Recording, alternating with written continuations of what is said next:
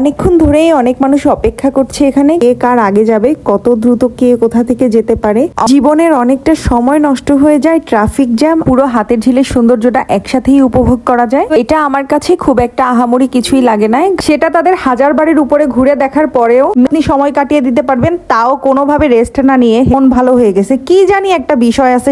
আসসালামু আলাইকুম everyone, welcome to my new video. ছুটির দিন মানেই আমাদের একটু ঘোরাঘুরি, সেটা খুব কম সময়ের জন্য, কাছাকাছি কোথাও হলেও। হাতির ঝিলে 2টা টিকিট নিয়ে ওয়াটার কারের জন্য অপেক্ষা করছি, কারণ এই মুহূর্তে এই ঘাটে কোনো ওয়াটার কারই নেই। অনেকক্ষণ ধরেই অনেক মানুষ অপেক্ষা করছে এখানে, কারণ বেশ কিছুক্ষণ ধরেই এখানে কোনো ওয়াটার কার নেই। অপেক্ষা করতে করতে কিছুক্ষণের ভিতরে আমাদের এখানে 2টা ওয়াটার কার চলে এসেছে।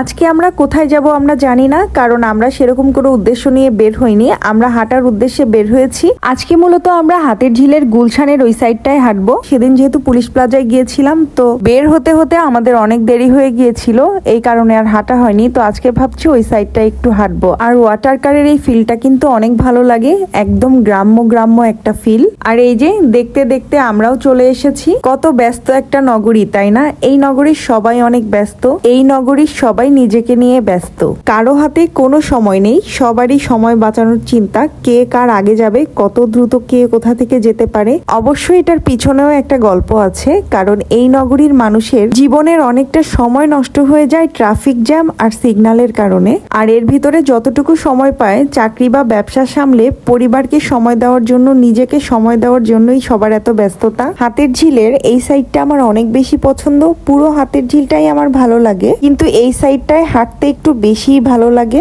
অন্য দিকের তুলনায় এই দিকটা একটু বেশি নিরিবিলি থাকে, সেই জন্য আমার মনে হয় হাঁটার জন্য এই দিকটাই পারফেক্ট। আর এই ফুট ওভার ব্রিজটার কথা কি বা বলবো, এখানে দাঁড়ালে তো পুরো হাতের ঝিলের সৌন্দর্যটা একসাথেই উপভোগ করা যায়। তো এই যে আমরা কিন্তু হাঁটতে হাঁটতে অনেক দূর চলে এসেছি, আর বাহিরে এইভাবে হাঁটাহাঁটি করলে মেহেরিশ অনেক খুশি হয়, আরাসও অনেক হ্যাপি হয় যখন বাহিরে যাই। আরাস নানু বাড়ি থেকে বেরিয়ে এলে ওকে নিয়ে আবার এদিকে আসবো ইনশাল্লাহ। হাঁটতে হাঁটতে এখন আমরা গুলশান তেজগাঁও লিংক রোডে যে আড়ং আছে ওখানে চলে এসেছি। আগে কিন্তু এই আড়ংটা হাতের ঝিলের খুব কাছেই ছিল, পুলিশ প্লাজায় আসলে আড়ং একটা ঘুরে দিয়ে যেতাম, বাট এখন একটু দূরে নিয়ে এসেছে, কারণ এখানে স্পেসটা অনেক বড়, ওখানে স্পেসটা অনেক ছোট ছিল, সেই জন্যই হবে হয়তো। তো ভাবলাম একটু ঢুকি, দেখি এখানে নতুন কি কালেকশন আছে। এটা আমার কাছে খুব একটা আহামরি কিছুই লাগে না, কারণ আমাদের বনশ্রীর আড়ংটাও এর মতো বড় এবং সেখানেও হিউজ পরিমাণে কালেকশন আছে, এই সমস্ত সব কালেকশনই এখানে আছে। তাই আমার কাছে আহামরি তেমন কিছুই লাগেনি, কোনো কিছুরই কোনো ডিফারেন্ট কিছু পাইনি। আড়ং এর সবকিছু যেহেতু নিজস্ব প্রোডাক্ট, সেহেতু ওদের সবকিছু সেম ক্যাটাগরি হবে, এটাই স্বাভাবিক। মেয়েদের স্বভাবটাই হয়তো এমন হয়, শপিং মল সামনে দেখলে ঘুরলি একটা তাদের দিতেই হবে তার ভিতরে ঢুকে,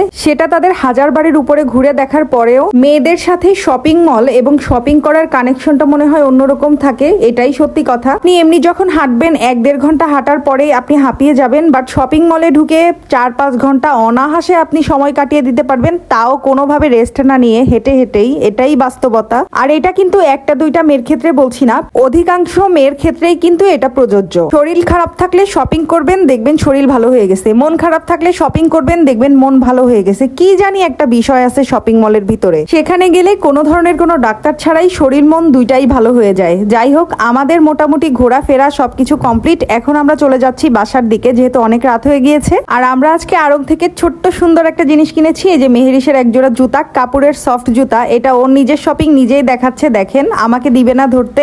আজকের ভিডিওটি এখানেই শেষ করছি, সবাই ভালো থাকবেন, সুস্থ থাকবেন, নতুন ভিডিও দেখার আমন্ত্রণ রইল। আল্লাহ হাফেজ।